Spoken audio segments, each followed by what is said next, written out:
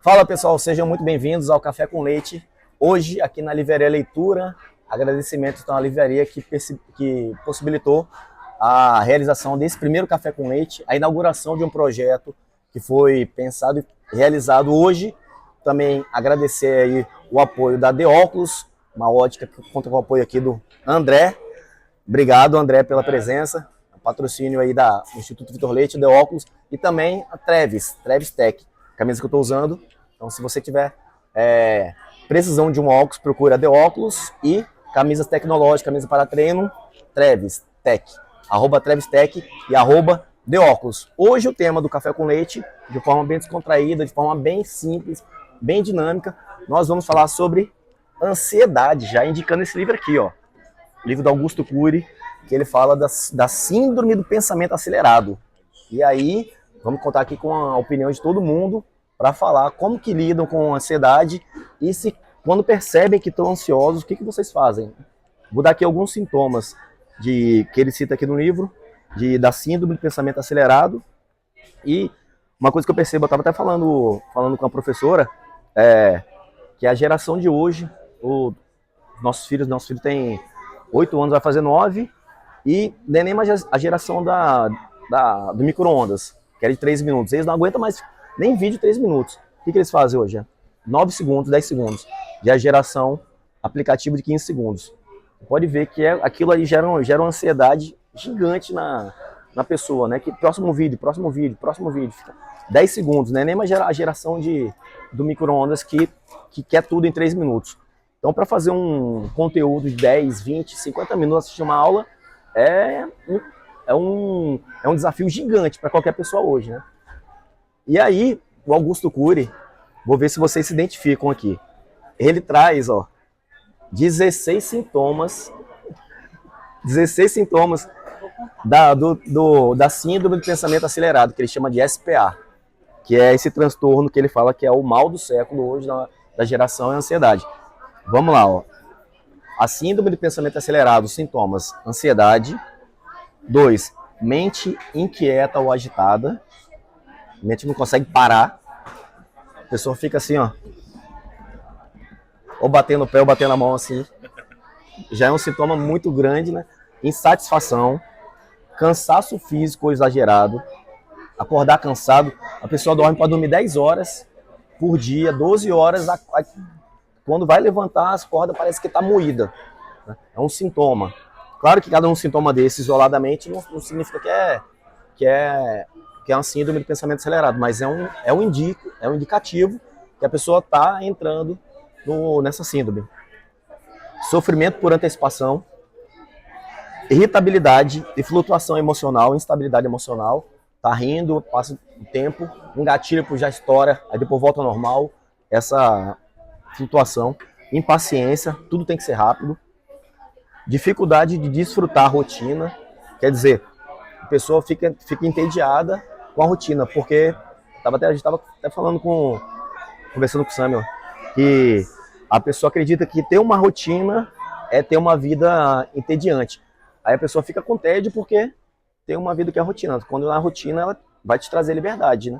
Que a rotina é uma disciplina de você fazer aquela rotina, que aí vai te dar liberdade para você fazer mais coisas que você gosta. Vamos lá, vocês já estão se identificando com quantos aí? Eu já passei de 5. Vou falar mais alguns aqui. Dificuldade de lidar com pessoas lerdas, lentas. Aquela pessoa que demora mais. Ficha ali, viu? Vamos lá. Baixo limiar para suportar frustrações. Pequenos problemas causam grandes impactos. Quer dizer, uma gota d'água, né, que faz uma tempestade. Dor de cabeça, dor muscular.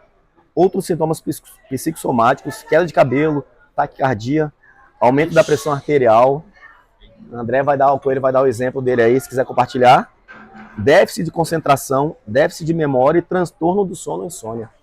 16 sintomas da síndrome do pensamento acelerado. E aí, quem quer começar a falar? Começa aí, Milão. Obrigado pela presença, primeiramente. E aí, ansiedade. Cara, ansiedade. Eu acredito, Vitor, que todo mundo tem um pouco de ansiedade.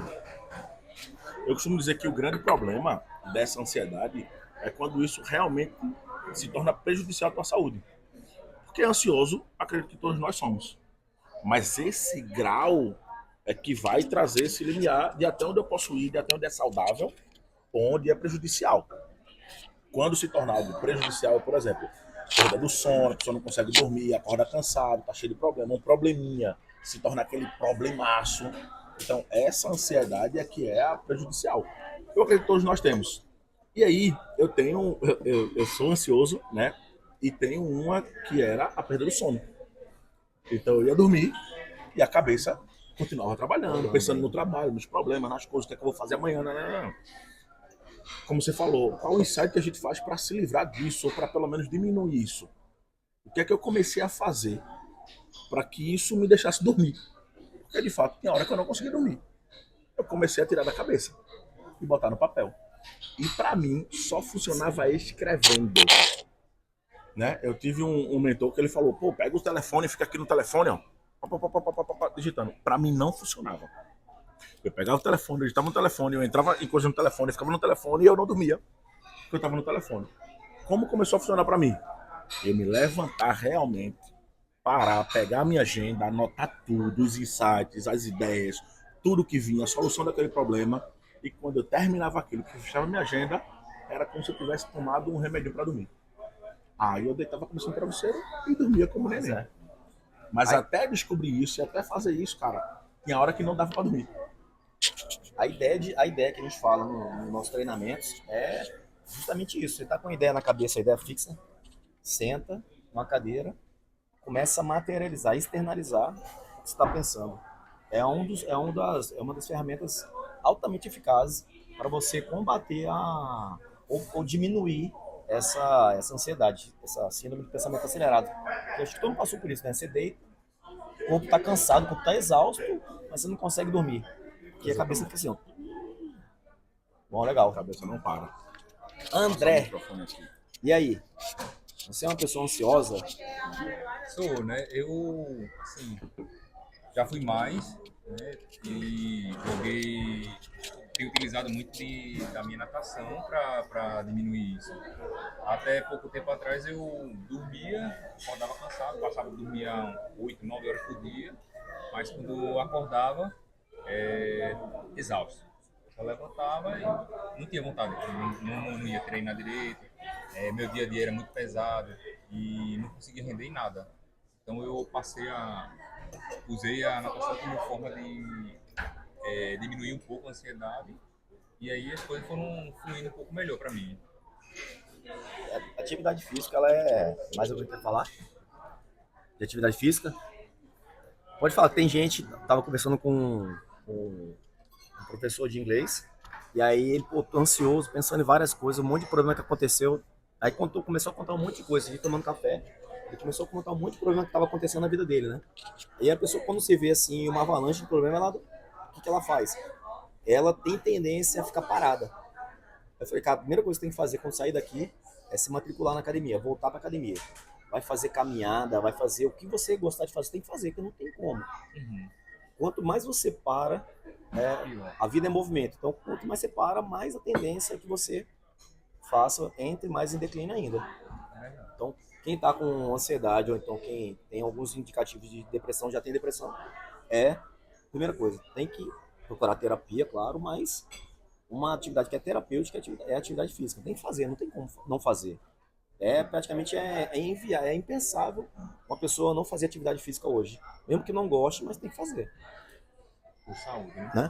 E aí, próximo. Eu faço atividade física contra a vontade, né? Eu não gosto. Eu sou obrigada a ir todos os dias. De fato, tem um marido que me força, né? Não, tem que ir de qualquer jeito, tá cansado, tem que ir de qualquer jeito. E quando eu não vou, igual essa semana eu viajei, fui para São Paulo a trabalho e cansado, o corpo cansado, aquele cansaço do dia a dia ali, do peso, de várias reuniões, apresentação, diretoria e tudo mais. Não fui pra academia. Aí ontem eu cheguei e comentei, poxa, fui dormir cedo, acordei mais tarde do que o normal e mesmo assim eu não descansei. Aí ele, claro, não foi na academia. Faltou o treino. Então, assim, de fato, tem razão. Por quê? é o que ele comentou. Por mais que você durma muitas horas, o corpo parece que ainda continua pesado e cansado, porque é muita coisa, aquele dia a dia corrido, a ansiedade do voo, é a apresentação, é o trabalho, é a aprovação que você tem que fazer, enfim, 1000 coisas. Acordei cansada. Aí hoje fui pra academia, hoje já tô mais leve. Então, assim, realmente essa questão da atividade física faz toda a diferença. Eu ainda não... Eu compreendo, mas ainda não aceito muito, vou forçada ainda, não entrou ainda na minha veia, né? No meu dia a dia, mas eu vou mesmo assim, às vezes chateada, até aborrecida com o digníssimo que tá ali, né? Vamos, tá, vamos, então vamos. Final de semana, sábado, domingo, porque não tem dia, né? Todo dia o corpo tem que estar ali na atividade. Mas eu acho fundamental, de fato, que faz a diferença. Sim. Essa fala de Samela é interessante. Cara, pô, eu vou forçado, mas eu vou e tal. É aquela ideia de que adulto faz o que precisa ser feito e criança faz o que gosta, né? Então, eu ainda não sou da academia, né? Eu falto mais do que vou e tal. Mas tem uma coisa, quando eu falo de atividade física. Então, tem coisas que também traz esse prazer, né? Não só a academia. Eu acredito que a academia é muito importante e para mim ela é o pilar 1. Para mim ela é o pilar 1. Eu tô na academia, eu tô treinando, tô com personal e tal, para dar uma motivada a mais, mas eu tenho o hobby, né, que é uma atividade física, que é o que faz o que tira o estresse, é o que dá aquele, puxa, meu dia vai ser produtivo. Por quê? Porque eu pedalei de manhã ou porque eu fui jogar futebol. Então meus 2 hobbies hoje, principal é ou pedalar ou jogar futebol. E tá nascendo um outro que foi correr. Então eu comecei a correr. Fez a corrida até agora, não foi? Fiz a corrida agora, a Night Run. Fiz a corrida 5 km sem parar, parece que eu ia morrer. Mas foi massa. Então, isso também, não só a musculação, né, a academia em si, mas isso também gera um prazer, gera vários insights. Às vezes, a coisa não tá fluindo no trabalho. Já aconteceu isso muito comigo. A coisa não tá fluindo, tem um problema para resolver e a cabeça não tá pensando na solução daquele problema. E eu, peraí, deixa eu parar, desligar, ir para um futebol, ir pedalar. Quando voltar, a solução tá prática na mão, assim, só porque você conseguiu oxigenar o cérebro naquele sentido. É o que, Então, é o que as isso é muito empresas importante. fazem. E eu até falei assim, falo direto, é que as minhas melhores ideias, tanto profissionais como na vida pessoal, as minhas melhores ideias sempre surgiram correndo. Ou fazendo atividade física. Sempre é no momento de oxigenação que, puf, e se eu fizer isso? Cara, pensa nisso. Você discute com você mesmo, entra em discussão, pensa em projeto, pô, vou fazer isso. Então, as pessoas não se conhecem, então elas não sabem o que elas gostam de fazer. E aí, quando você não gosta, você não sabe o que você gosta de fazer, e eu falo com as pessoas que, quando eu vou fazer mentoria, eu falo, o que você gosta de fazer? Anota aí. Aí a pessoa faz uma lista das coisas que ela gosta de fazer, e agora o que você está fazendo aqui? Não estou fazendo nada. Você tá vivendo de forma robotizada, então, pô. Que a vida não é só fazer o que você precisa fazer, que é disciplina. Sim. Você tem que fazer, arrumar o tempo para fazer as coisas que você gosta, que dá de prazer, fazer, né? Dá sentido, né? É o que dá vai dar sentido. sentido à vida, né? Aí até uma amiga minha, pô, eu queria muito fazer karatê, que é meu sonho de infância. Então se matricula numa escola de karatê, pô. Ela, nunca pensei nisso. Meu Deus do céu, como é que você não... Você quer fazer karatê, seu sonho de infância? Não... Pronto, procura aqui, ó. Entra aqui no Google. Procura a academia de karatê perto da sua casa. Pô, obrigado, nunca pensei nisso. Tem que fazer o que gosta. É aquela pô. ideia do óbvio, né? O óbvio precisa ser dito. A pessoa, o sonho é se matricular, a coisa tão simples que nunca se matriculou. E aí vem um mentor e, pô, precisa se matricular. Caramba, não pensei nisso. É uma ideia brilhante. Mas o óbvio tem que ser falado, né? Fala aí, Patrícia. E aí? Então, Nesse período agora que você está vivendo... Nesse período, se eu não começar a desenvolver tão bem o que o André desenvolveu, eu acho que eu não desenvolvo mais. A minha parte assim, de ansiedade, eu já procurei ler para entender sobre os sintomas, porque você começa até a morder a boca, né? Morder a boca, morder a língua. Desde pequeno, eu até falei para a mãe ontem, eu tenho uma mania terrível. Eu estou dormindo, eu mordo a boca dormindo. Quando eu acordo, tá toda mordida, a língua mordida. Aí eu, mãe, pelo amor de Deus, mãe, se tu vê que eu tô dormindo e eu tô mordendo, já comentei com o André também, mas você acorda e você nem sente que você tava mordendo. Aí realmente eu procurei entender E hoje, o meu maior aliado é falar. É chegar para André e dizer que eu estou ansiosa. É chegar para minha mãe e dizer que eu estou ansiosa. Eu compartilho. Porque muita gente hoje, principalmente no trabalho da gente, que é policial, acha que ter ansiedade é coisa de outro mundo. É como se você fosse até você falar, você fosse perder um pouco de credibilidade. Que na realidade não é. Que acho que se rebaixa, né? Quando Não, você expõe a vulnerabilidade. exatamente. E muita gente hoje tem a ansiedade, toma remédio e pede. Eu estou ansiosa, mas não conta não que eu estou ansiosa, não. Oxi, quem que não tem hoje em dia? Todo mundo hoje tem.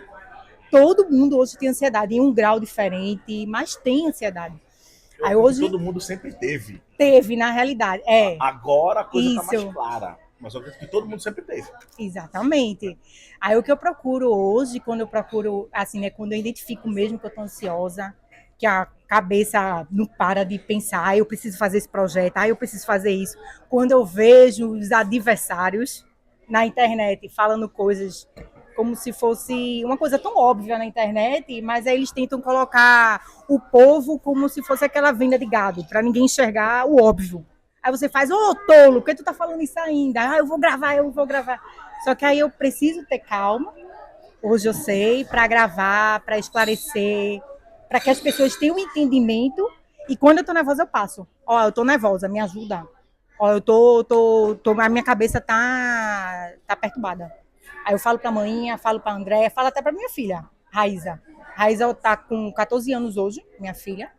E até incrível que no tempo dela agora tem até um bonequinho, um polvo. Aí o polvo tem a cara triste. Que vira. Não, pelo amor de Deus. A laranja e amarelo, tô feliz e tô triste. Aí não, eu tô ansiosa.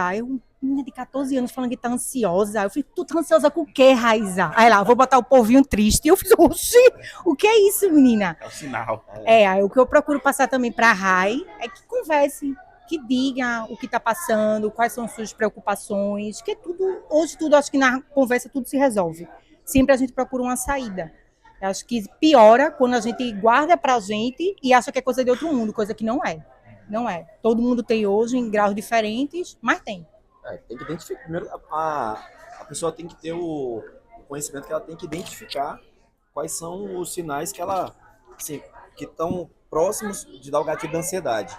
E aí, o Rossandro Klinge, ele fala que você precisa aprender o vocabulário emocional, que é o que você ensina aqui aos adultos, com idade biológica de adulto, mas são crianças, nós somos crianças emocionais ainda, que não sabem expressar emoção, que é feliz, que está triste, ansioso, frustrado, pé da vida, nervoso.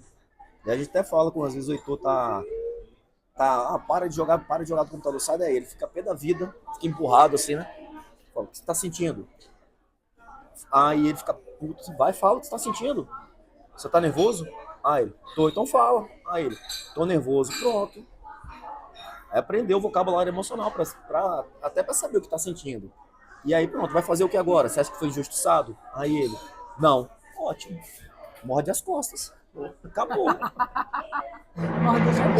Tá nervoso, morde as costas. Não tem o que fazer. Mais engraçado que ele fala, não fui injustiçado, não tô.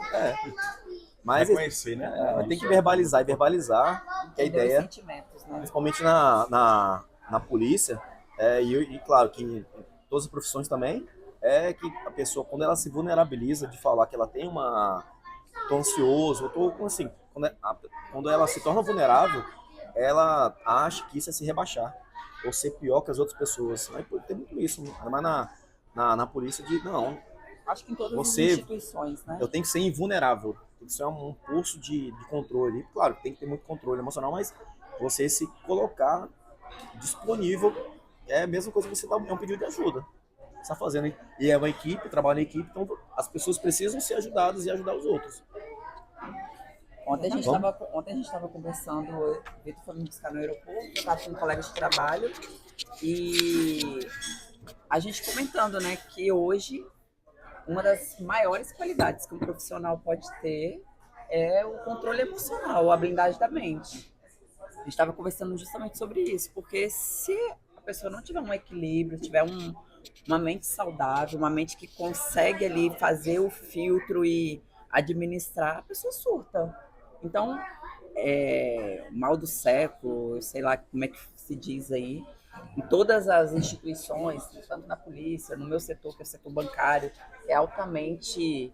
A gente fala que são uma das profissões mais estressantes, né? Que é policial, médico e bancário, que você lida com dinheiro, né, que ataca o ser humano hoje, a saúde e a vida, né? Que é a polícia. Então, assim, pelo menos em algumas estatísticas aí eu já vi que são as 3 profissões mais estressantes. E se você não tiver o equilíbrio, se você observar no meu setor, o que tem de gente afastada por estresse, por ansiedade, por vários sintomas que a ansiedade trouxe, né? Problemas de coluna, problema de pressão, problema de inúmeros problemas. Na polícia também a gente sabe que tem muito histórico de gente afastada. Então, assim, é o que a gente conversou ontem. Se você não tiver, tem que ter essa matéria na escola, né? Sim. Tem que ter a matéria na escola, né? Porque essas crianças, elas não sabem lidar com nenhuma frustração, não sabem lidar com ansiedade. Então, assim, eu acho que a gente tem que falar mais. Parece que na polícia, também, né? parece que na polícia vai ter uma matéria, né? Vai, no próximo curso de formação vai ter. Inteligência emocional. Glória. Então, assim, eu acho que isso já é um sinal que Esse é um avanço. estão observando que é uma necessidade humana. Então, a inteligência emocional ela é fundamental, principalmente para você conseguir Mas aí aí. também não é só lidar com cobrança, que todo mundo tem que lidar com cobrança, porque a cobrança faz parte do natural, né? natural, do desenvolvimento de qualquer um. Tem que ter cobrança e tem que ter um parâmetro de cobrança. O problema é quando passa do nível razoável da cobrança, que aí as pessoas estão afastadas elas, por conta desse excesso na cobrança.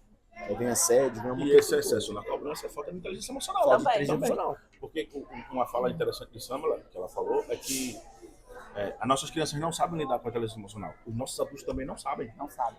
Esse é o grande problema. Criança é só um a gente reflexo, como pô. empresário aqui também, enxerga isso o tempo todo. Que as pessoas são contratadas pela sua competência e demitidas pelo seu comportamento. Então, o tempo todo, a gente está encontrando essas pessoas, essas crianças frustradas, que não soubem lidar com isso, não sabem lidar com isso na vida adulta, Teve os pais frustrados também, né? e não sabem lidar com essas informações de emoções, que é como o Vitor falou, o que é que você está sentindo? E aí, a resposta, normalmente, é a agressividade do adulto, eu falo do adulto. O adulto que não sabe controlar isso, a resposta é a agressividade, ele fica puto, aí xinga todo mundo, aí quer matar, aí ou se mata, enfim. A gente está lidando com essa situação, realmente é o mal do século. O tempo todo. Porque as pessoas não estão sabendo lidar. Por quê? Porque se expor, como a Patrícia falou, falar disso, mostrar essa vulnerabilidade é como se eu fosse fraco. É um doente, né? É como se a sociedade não permite, porque eu tenho que ser perfeito. Eu tenho que ser rígido, eu tenho que ser duro, eu tenho que ser o foda, eu tenho que ser o cara, eu tenho que ser o tal.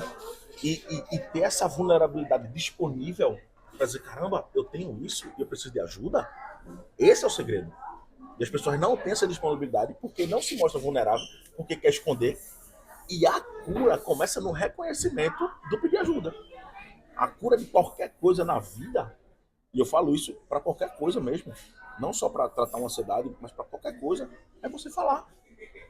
E aí você não fala porque você vai se sentir inferior, um fracassado, porque a sociedade impõe essa perfeição, né? O século de hoje impõe essa perfeição. O empresário, para ser empresário de sucesso, o cara tem que ter faturamento X, tem que ser isso, tem que ser aquilo. E você expor dizendo assim, caramba, eu tô com dificuldade no meu time, eu tô com dificuldade de venda, eu tô com dificuldade de faturar isso. Você expor isso, você é um empresário fraco. Você é um cara que não tem sucesso. Então a sociedade está colocando uma perfeição muito grande. Às vezes até difícil de chegar. E quando você chega lá, aí você chega cheio de doença, cheio de problema, estressado, ansioso, muitas vezes até depressivo, que aí é o passado. E aí o que é que você faz agora? Esse é o grande problema. Eu costumo dizer, Vitor, desculpa aí, eu costumo dizer o seguinte, existe o Monte do Everest de todo mundo. A gente precisa escalar e chegar no nosso topo. Só que a gente precisa primeiro descobrir qual é o nosso topo. O primeiro passo é saber em que topo eu vou estar. O que vai me fazer bem, o que faz sentido para mim, não é o que a sociedade está impondo eu estar. Por quê? Não sei se todo mundo sabe, mas o Monte do Everest, quando você vai subir, quando você vai fazer a escalada lá, as pessoas que estão subindo, tá vendo os corpos que foram ficados no caminho. Isso é um caso real. Quem não conseguiu subir e morreu lá, fica lá, não tem resgate. Então as pessoas estão subindo e estão vendo os corpos. E a pergunta que eu faço é: que corpo você está deixando para trás para chegar no topo? Às vezes é a família, às vezes é o filho, às vezes é a sua própria saúde, às vezes é seu amigo, seu pai, sua mãe, e às vezes é seu próprio corpo. Saúde. Por quê? Porque você está querendo chegar no topo que talvez não é o seu topo. Às vezes você quer chegar no seu topo, lá no topo máximo, mas não é o seu, cara. Você precisa se conhecer para saber qual é o seu. Sua limitação, seu limite, o que tá bom e o que faz sentido para você. Mas a sociedade fica impondo que tu tem que chegar lá naquele topo. Às vezes o padrão de felicidade também de rede social. Exatamente. Uma amiga minha, que ela virou, cara, ela entrou em depressão depois de ter passado pra delegada. Aí conversando com ela, pô, tô triste. Eu falei, por quê? Pô, você tá casada, vai ter filho, você passou no concurso. Pô, não tô entendendo, explica aí ela. Não, porque eu tô abrindo o Instagram e tô vendo todo mundo feliz. Não é possível, só eu tô tendo problema de relacionamento em casa. Aí eu falei, não é possível, você tá sério mesmo? Ela, não, eu entrei em paranoia, pô. Eu achei que tô vendo todo mundo feliz, todo mundo bem sucedido, todo mundo, e eu tô me olhando assim, eu não tô vendo tudo isso. Uma coisa errada comigo. Coisa errada comigo, eu falei. Aí é a expectativa que a gente olha, sempre o cara melhor que tá lá, então o cara tá só vivendo de aparência, enfim. Só posta, ninguém posta parte ruim da vida, né? Essa história do Instagram. Mas Galera, a vida real é no off, velho. A Ele é vida real 1%. não é no on. A gente precisa entender que a vida real é no off. É o off que é a realidade. O que tá mostrando ali é algo 1%, irreal, pô. É algo, é o sonho, você... Uma coisa que eu aprendi muito com um dos mentores que eu tive, eu disse, pergunta a pessoa quem ela é.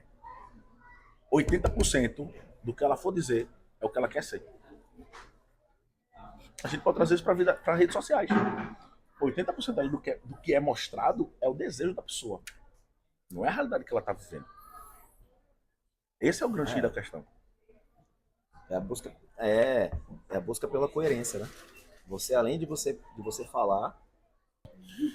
Boa tarde, pessoal. Então, a ansiedade, eu acredito não, tenho certeza que todo mundo tem, só que vai mudar os níveis. Até o ser humano mais perfeito que já pisou nessa terra, Jesus, sofreu disso no seu último dia de vida, antes de sabendo o destino dele, né, que seria ser crucificado, orou, Pai, se for possível, afaste de mim esse cálice. Então, eu estou falando do ser humano mais perfeito que já pisou na terra, já passou por essa situação. Certo? Então, é normal a gente passar por isso, só que os níveis que isso está chegando aqui no Brasil, eu acho que está passando do limite. O Brasil hoje é o país que mais sofre disso no mundo, o país mais ansioso, e um dos piores efeitos disso aí, na minha opinião, é o sofrimento por antecipação, que você citou aí no livro. Porque eu costumo dizer que pior que a dor é a expectativa da dor.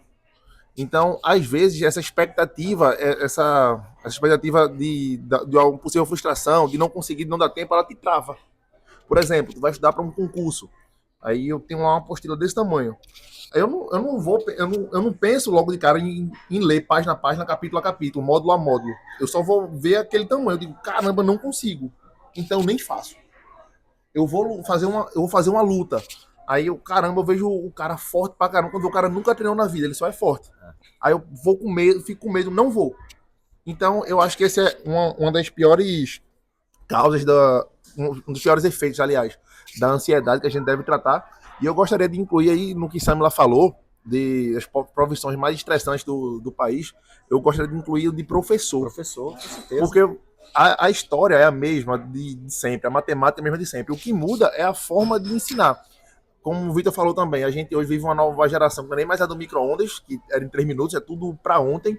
Então é muito difícil hoje em dia, eu vejo que eu trabalho com educação, eu manter um jovem dentro de uma sala de aula durante 2, 3 horas, para ele prestar atenção. É muito complicado. Eu tenho que puxar uma história de cá, eu tenho que inventar um negócio, tenho que mandar ele levantar, apagar 10, fazer alguma coisa para ele oxigenar, porque senão ele não presta atenção. Não consegue, dá uma bugada. Então, a gente tem essas situações, a gente tem dificuldade até de nomear, nomear o que a gente está sentindo, a gente não tem essa grande dificuldade. O Leonardo falou que a gente não sabe lidar, a gente não sabe nem o que é. Então acho que esse assunto tem que ser discutido desde a infância, ser buscado sim para as escolas, para as polícias, nos cursos de formação, até porque a gente está ali na ponta da lança e a gente só lidar com pessoas que estão nos piores momentos. Ninguém chama assim, né? Ninguém chama, poucas pessoas chamam um policial para um aniversário, para uma festa. É sempre. Aconteceu isso comigo, aconteceu as piores coisas. Então a gente só encontra aquelas pessoas nas piores situações. Então vai acontecer de uma pessoa super educada, em algum momento, ser mal educada comigo, falar grosso, gritar, xingar. E se eu não tiver inteligência emocional para eu entender o momento daquela pessoa, ela tá me desacatando. Eu vou levar logo para mim. Já deixei de ser o policial, já virei eu não gosto disso, não sei o quê. Então, enfim, acho que isso é um tema que deve ser, sim, trabalhado. E acho que essa conversa aqui agradeceu muito o pessoal que vai estar assistindo também. Massa. Eu falei com o pessoal lá, fui fazer a palestra na aula no pessoal da Guarda de Olinda. Eu falei, não comprem guerra que não é sua, viu? Vocês vão entrar agora empolgadão. Não entrem em guerra que não é de vocês. Vocês vão lá porque às vezes vão pegar, não tomem partido.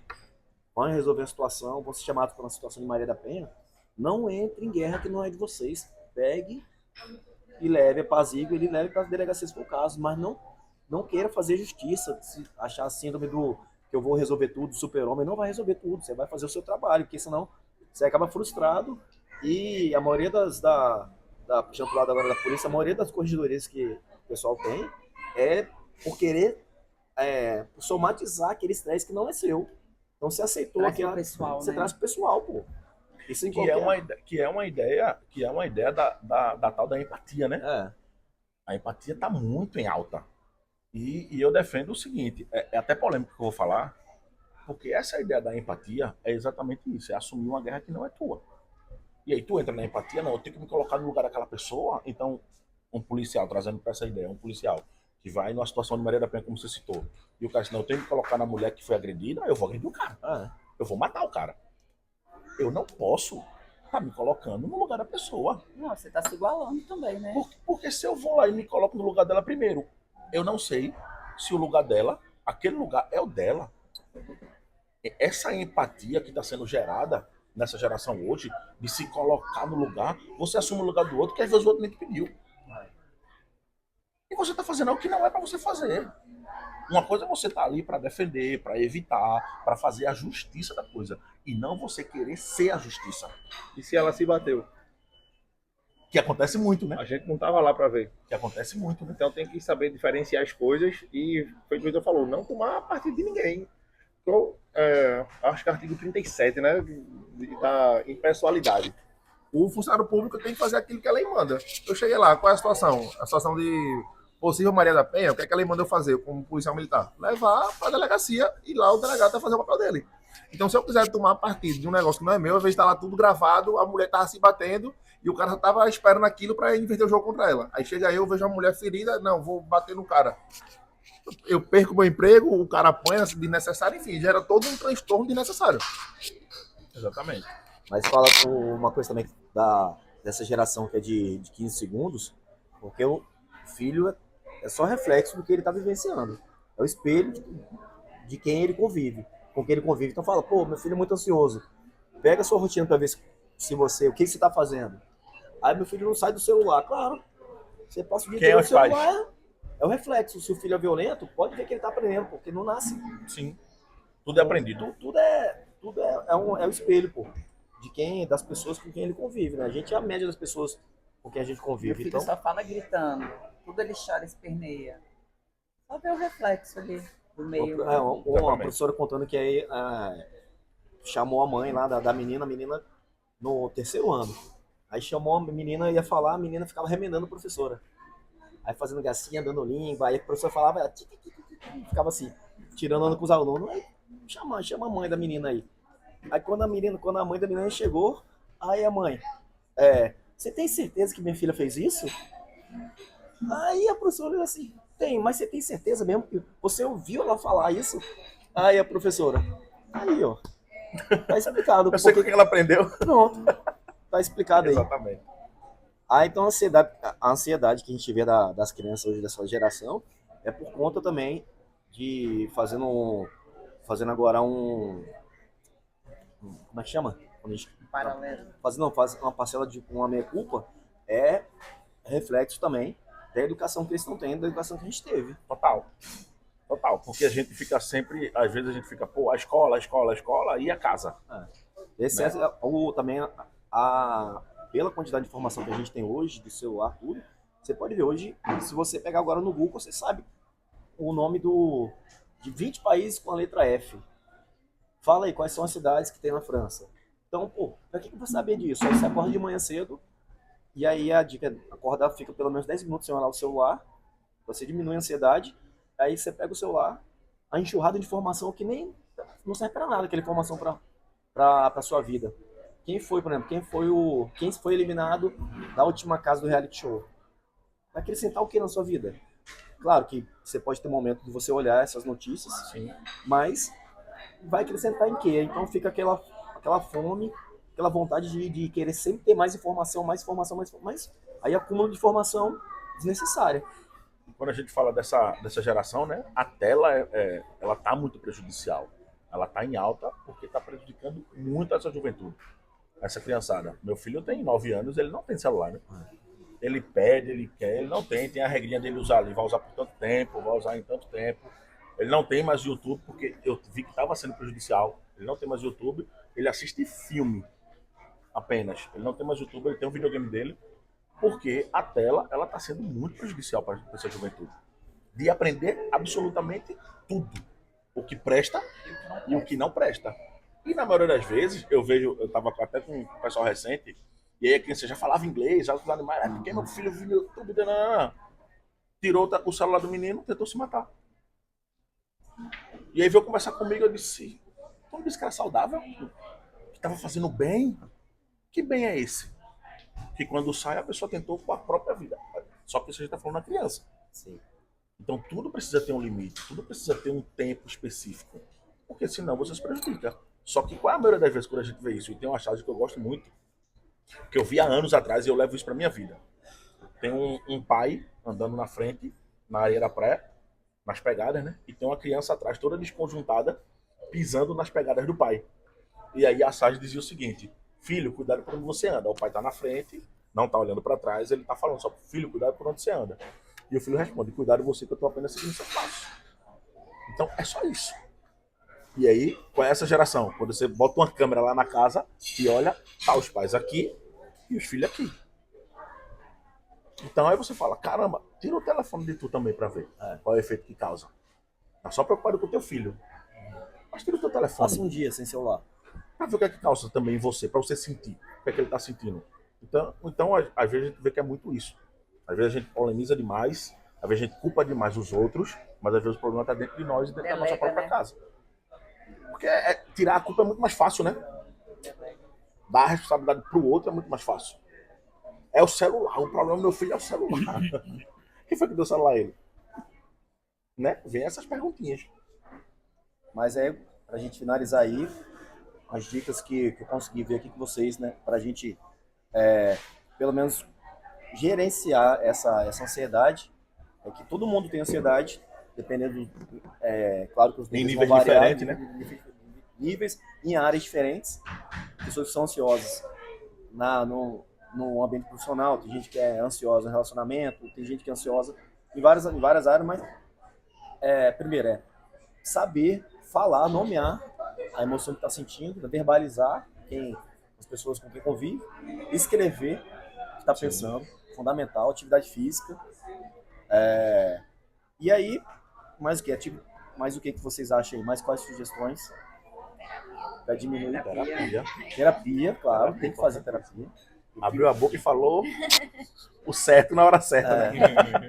Para diminuir a ansiedade em geral, acredito que a prática de esportes, você extravasar, você fazer exercício físico, acho que ajuda muito. E quando é em alguma coisa em específico, praticar aquele em específico. Quando eu comecei a lutar, minha primeira luta foi horrível. Fiquei nervoso, não sabia o que fazer. Então eu comecei a treinar com pessoas diferentes, em outras academias visitar, para me colocar naquela situação de luta, o mais próximo possível, que nada é igual. Treino é treino, jogo é jogo. Então, a partir do momento que eu fui praticando mais aquele tipo de situação, hoje em dia eu vou lutar, parece que eu estou na academia.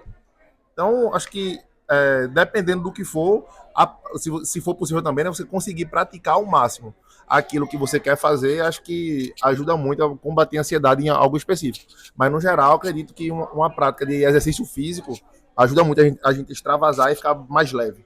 Eu vi um vídeo até salvei o vídeo hoje, do Roger Federer fazendo um discurso. Ele foi chamado para ser a pessoa que discursa para os formandos de uma universidade. Ele falando, o pessoal me acha vídeo muito bacana, e vou até postar depois. Ele fala, o pessoal acha que eu sou muito gelado quando eu entrava na quadra para jogar. E olhava assim, cara, você é muito frio, parece que você não fica nervoso. Você sabe quantas milhões de vezes eu tive que fazer isso para até parecer que eu jogava de maneira normal? Aí ele falou, você sabe quantas vezes quanto da média de pontos que eu fiz na minha história toda, quantos lances eu acertei em percentual? Aí todo mundo parado e falou, 54% dos lances eu acertei. Você pega assim, ele, um dos maiores do mundo, da história do tênis, 54% de acerto. Aí é porque isso também gera muita ansiedade, que as pessoas, não, tem que ser muito melhor, tem que atingir 100%, 100%. Não, Federer falou isso. Então, é só com repetição, muito trabalho, né, disciplina, repetir, que aí você vai controlando a ansiedade, você repetindo mais. Aí tem medo de errar, tem medo de falhar. Treina. E aí você vai administrando a ansiedade. E só mais uma coisa, com base no que Leonardo falou, sobre a gente nunca confundir o palco dos outros com os bastidores. A gente só vê o palco, mas ninguém vê os bastidores. Vamos supor, o cara posta 60 stories de 1 minuto durante o dia. Ele mostrou 1 hora dentro de 24 do dia dele. E as outras 23, foi o que aconteceu.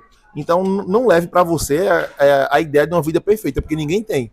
O mesmo problema que você está tendo, às vezes a pessoa está tendo até pior, mas ela está mostrando uma outra coisa. Seja para mentir, seja para vender algum produto, seja para o que for. Então, não acredite. Hoje em dia é muito difícil minha situação. Eu digo pro cara, estuda para um concurso público, tu começa a estudar hoje, tu começa a treinar, tu cuidar da saúde. Daqui a 1 ano e meio, 2 anos, tu vai estar concursado. Enquanto chega um cara dizendo que com R$1 tu vai ganhar 1 milhão em 1 minuto. Porra, mano. Então, é complicado. Entendeu? Então, não confunda essas histórias assim, mas a gente tá sendo investigado, até preso, porque essas enrolações, tá? O cara aparece com um poste, tá tu trabalhando, acorda 5 horas da manhã pra ir trabalhar, chega 10 horas da noite, aí tem um cara mandando tu arrastar pra cima, o cara aparece com uma poste, com uma mansão. Coloca 100, volta 180. Não tem fórmula mágica pro sucesso. O sucesso, a fórmula é a mesma, é trabalhar e não tem atalho, não.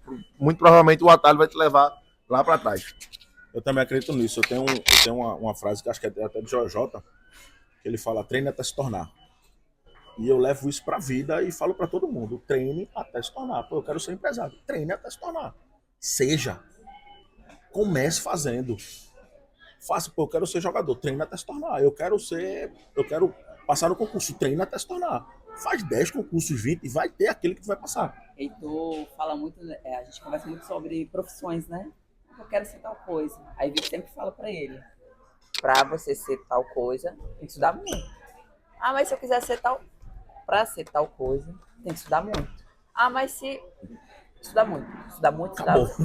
Todas as profissões. YouTube, estudar muito. Jogador de futebol, estudar muito. Médico, estudar muito. Tudo tem que estudar muito. Tudo. Estudar treine até se tornar. Eu falo porque, por exemplo, hoje a gente tá no meio das palestras, treinamento e etc. E às vezes, eu estava no Conecta Europa agora, né? Lisboa e Paris, dando palestra para empresários, para empreendedores que estão lá, que são brasileiros, que foram para lá empreender. Foi muito bacana lá essa conexão com as pessoas.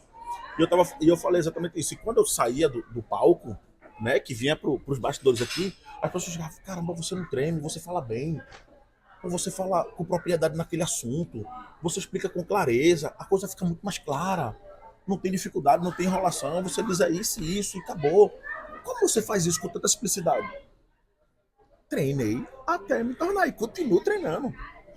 Porque a realidade também é treino. O treino não é só quando você está nos bastidores. Eu lembro que quando eu fui dar minha primeira palestra na faculdade, Eu dei a palestra no quarto da minha casa umas 10 vezes para mim no espelho. Até chegar lá, e até hoje eu subo as pernas tremem, minha barriga dá o gelinho. É natural. Mas quando você começa a falar, a coisa vai fluindo, e você fala daquilo que você vive. Aí traz congruência. O nervosismo faz parte do... Faz parte. Né? Tem um. Esqueci agora quem foi que falou isso, mas foi uma situação de um palestrante renomado, e ele estava num treino lá, fazendo, ele ia palestrar, e tinha um camarada que chegou agora, um novatinho. E ele tomando água, fazendo um momento de respiração. Eu disse, você tá nervoso? Ele disse, sempre estou nervoso. E aí o menino olhou para ele e disse, mas eu nem fico nervoso. E você já fica nervoso, e quando você aprender, você ficará. Sabe? Essa imaturidade às vezes é muito difícil, que é o que você falou. As pessoas estão olhando ali, caramba, não é assim. Só o palco. É só o palco. E no palco, você treinou bastante para estar nele. O Usain Bolt treinou 4 anos, 8 anos, 20 anos da vida dele para ele bater o recorde de 9 segundos. Ele é o maior da história por 10 segundos. No treino de 15 anos, passou mais de 10 anos, treinou, demorou 2 Olimpíadas para ser o maior da história do atletismo. Então, 8 anos no ciclo para ele correr 9 segundos. A outra prova, 40 segundos. É isso. Só um detalhe que ela falou sobre a terapia com relação à ansiedade. Ainda existe muito preconceito, né? Acho que hoje em dia até a gente consegue, né, falar um pouco mais depois da pandemia. Eu acho que também ajudou, né? Muitos casos de ansiedade, depressão, suicídio. Antes tinha muito tabu, eu vou pro psiquiatra doido, né? Mas eu acho que hoje em dia, quando a gente pede ajuda, né? Acho que hoje a gente é mais entendido, né? Um momento de ansiedade, a gente precisa pedir ajuda e às vezes precisa intervir, seja terapia, às vezes até medicação, né? A gente precisa fazer, né? Para poder conseguir equilibrar as coisas. E como vocês falaram, acho que realmente todo mundo é ansioso, né? Mas a gente precisa tentar equilibrar isso. E quando passa do limite, é algo que a gente não está conseguindo controlar, a gente precisa pedir por ajuda para poder ter essa intervenção. Quebrar esse preconceito aí, né? Sim. Então, pessoal, esse foi o Café com Leite de hoje aqui na Livraria Leitura. Mais uma vez agradecer o apoio e patrocínio da The Óculos, ótica aqui do Shopping Recife, na presença do André, meu parceiro, e também a Treves.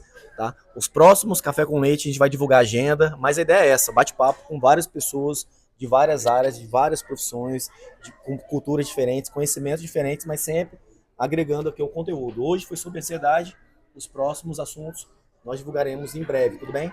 Forte abraço, não se esqueça de se inscrever no canal, quase que não sai, curtir o vídeo, encaminhar esse vídeo para as pessoas que você gosta, tudo bem? Forte abraço, obrigadão pela presença de todo mundo, tamo junto. Obrigado, foi massa.